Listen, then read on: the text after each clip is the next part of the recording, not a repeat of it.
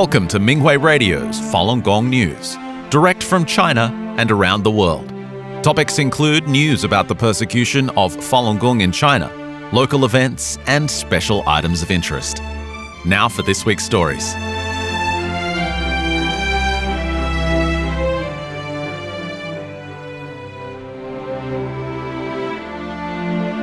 USA.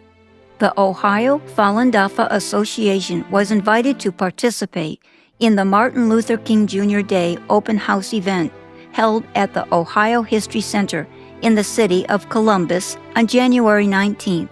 The History Center is the headquarters of the Ohio History Connection, a history organization sparking discovery of the state's stories. The event was open to the general public and included music, performances, art exhibitions, and provided information about the history of civil rights in the U.S.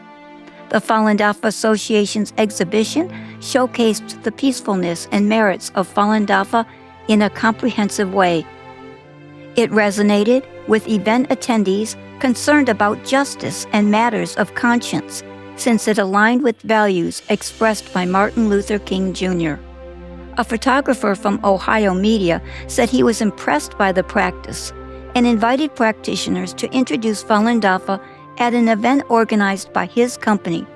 A coordinator from the organization United for Human Rights had an in-depth conversation with practitioners and learned about forced organ harvesting and the persecution which has been ongoing for decades. He said he looks forward to creating future opportunities that expose the CCP's human rights abuses. Poland. Falun Dafa practitioners Alexander and Valdemar volunteered to sell books and gifts at the Shenyang Performing Arts performance that took place in January. The two spoke of audience members purchasing Zhuan Falun, the main text of Falun Dafa. During the intermission in the city of Łódź, an audience member showed interest in purchasing a copy of the book.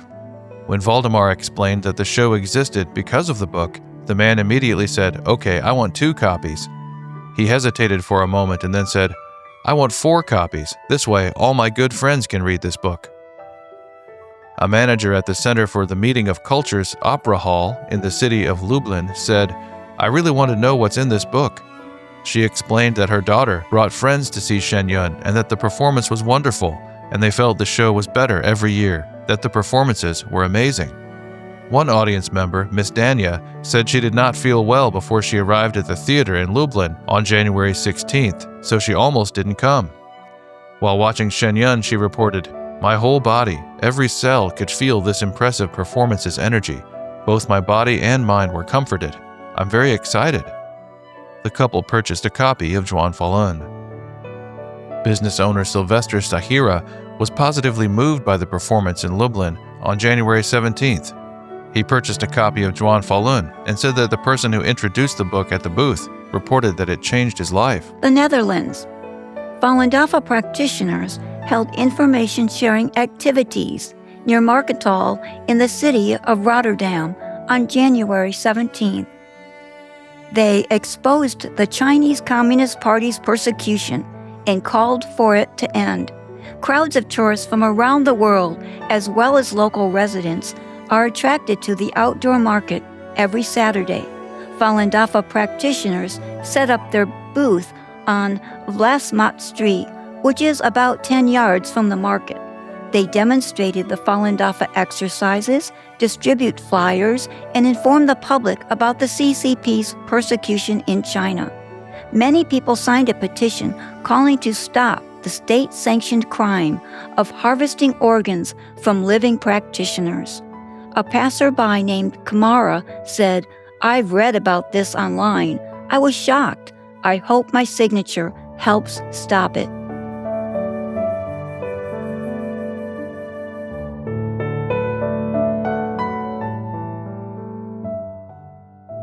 The following are selected cases of persecution of Falun Gong practitioners in China. A married couple in Hebei province faced constant harassment for their faith in Falun Gong. Mr. Zhao Zhenqi, a veteran, was dealt a heavy blow when his wife, Miss Fu Xinhua, was sentenced to a year in prison in 2024. His health quickly declined, and he passed away at the age of 62. 3 years ago, 6 officers broke into the couple's home and took them both away. Mr. Zhao was deemed unfit for detention due to his health condition and was released on bail. Ms. Fu was later sentenced to 1 year but was released due to her health. Since then, officers took turns harassing the couple every day, sometimes taking Ms. Fu away for interrogation or physical exams. Each time Ms. Fu was taken away, Mr. Zhao feared that she might not come back home. 5 days after Mr. Zhao's passing, the court ruled to uphold Ms. Fu's original verdict without a hearing. When Mr. Gao of Hebei Province was released after a 7-year term for practicing Falun Gong, he was emaciated, mute, and incapacitated. He was unable to recognize his family. He passed away 20 days later, on September 6th. The police demanded that his family take photos at his funeral to verify that he had indeed died. Mr. Gao Qingtai was 74. Mr. Gao was the last of the 3 practitioners to die following their arrest in 2018 for reading Falun Gong books together. The other 2, Ms. Li Gobin and Ms. Shang Xujun, have also died, one that same year and the other in 2023. Ms. Li was denied family visits during her detention. She died shortly after her release on medical grounds.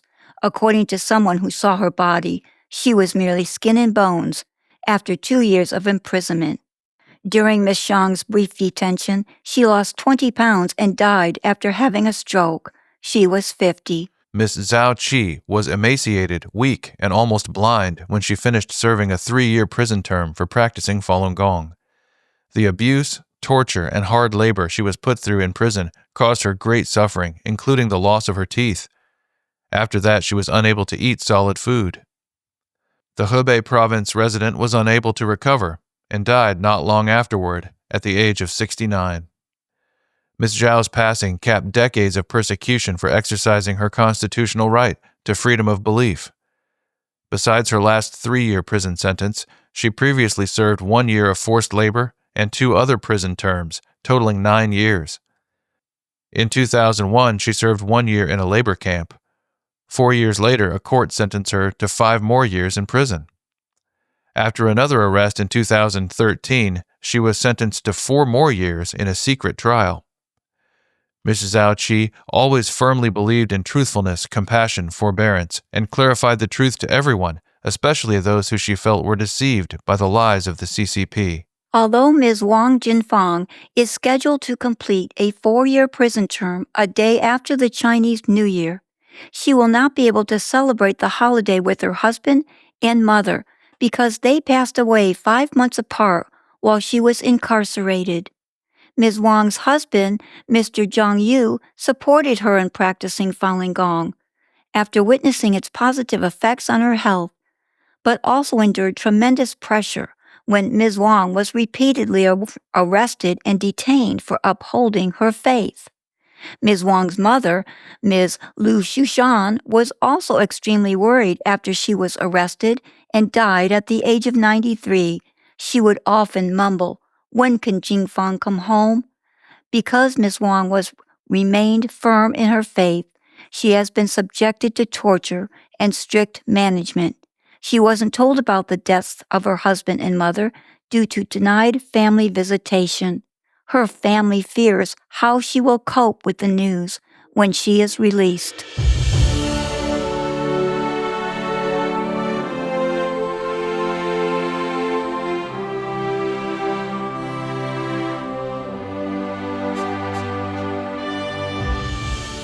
Falun Dafa practitioners in Finland stand in solidarity with victims of persecution worldwide. International Holocaust Remembrance Day was January 27th. The day was originated by the United Nations in order to commemorate the 6 million Jews and other minority groups that were systematically exterminated by the Nazis between 1933 and 1945. It reminds people to guard against hatred, discrimination, and genocide. This January 27th, Falun Gong practitioners in Finland braved minus 10-degree weather to hold a candlelight vigil to tell people the facts about the 27-year-long persecution of Falun Gong by the CCP in China. Practitioners informed passers-by that this campaign has led to torture, disability, and murder. The lucrative crime of organ harvesting from living prisoners of conscience is state-sanctioned and must be stopped.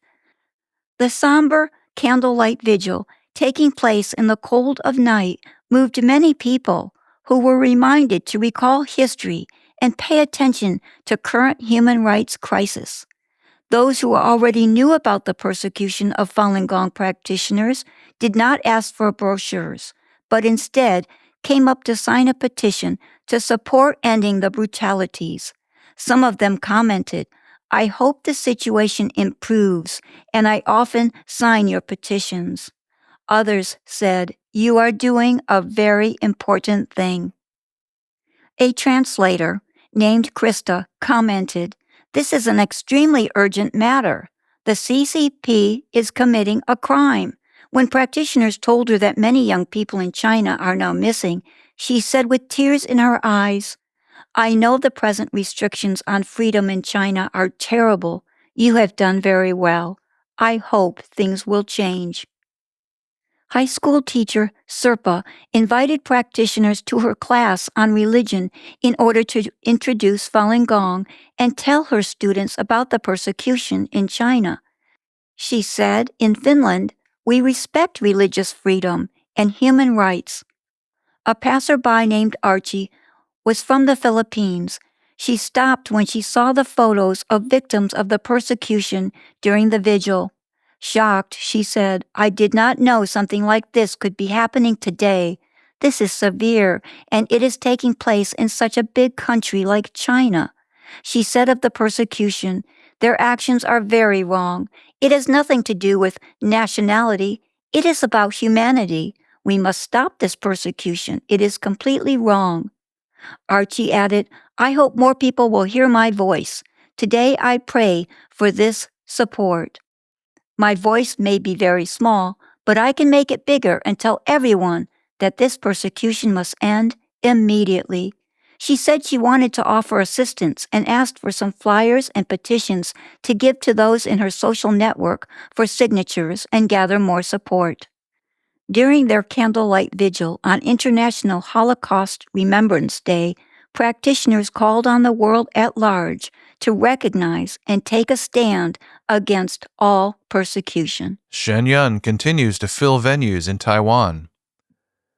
The Shenyun Performing Arts Tour in Taiwan delighted audiences in the cities of Miaoli, Tsinghua, Chiayi, and Taipei from January 9th to the 28th. Former Constitutional Court Justice Huang Hengxia saw Shenyun in Taipei on January 27th. She said, "The performance uses art to sow the seeds of kindness, hoping that people will become better. People should not be obsessed with worldly fame and gains and should abandon evil and embrace good." Company President Lin Chunming saw Shenyun in Miaoli on January 9th and said, "I could see the connection with the divine in the backdrop. That is very important." Mr. Lin shared that he was most moved by the energy field he could sense from the performers. He said, "It was their understanding of the relationship between man and the heavens. That's why they displayed deeper inner energy. When the heavens and man unite, everyone rejoices."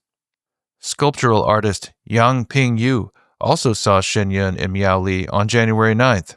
He said, "Shenyun guides the world upward to a bright world. I could sense Shenyun's artistic director's ideals. The work he has done to pass on and spread Chinese culture moved me to tears." Rai Hao-min, former president of the Judicial Yuan, saw Shenyun in Taipei on January 27th.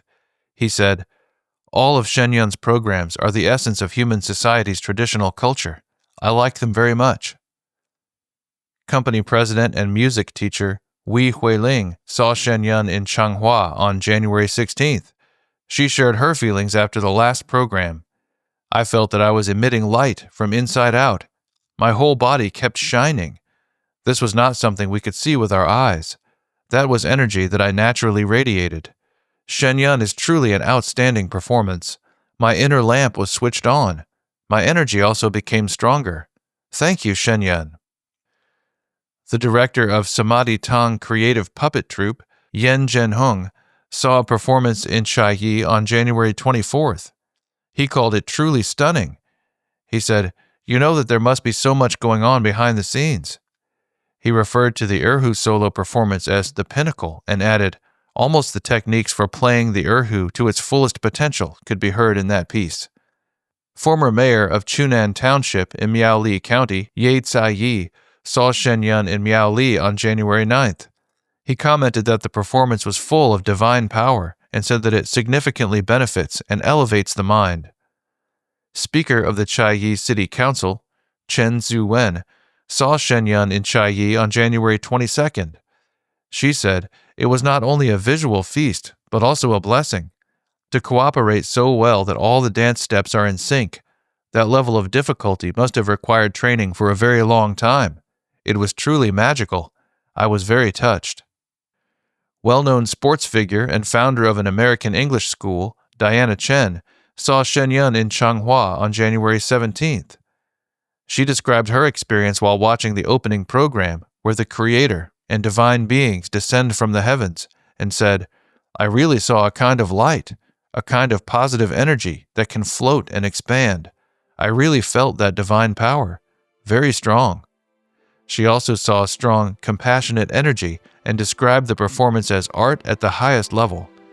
Ms. Chen suggested, "You really have to come experience it yourself, then you'll know how high a level Shen Yun has reached."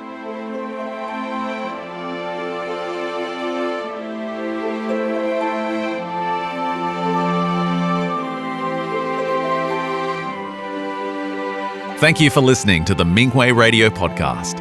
For more information, including news about the persecution of Falun Gong practitioners in China and experience sharing stories by practitioners around the world, please visit our website at en.minghui.org.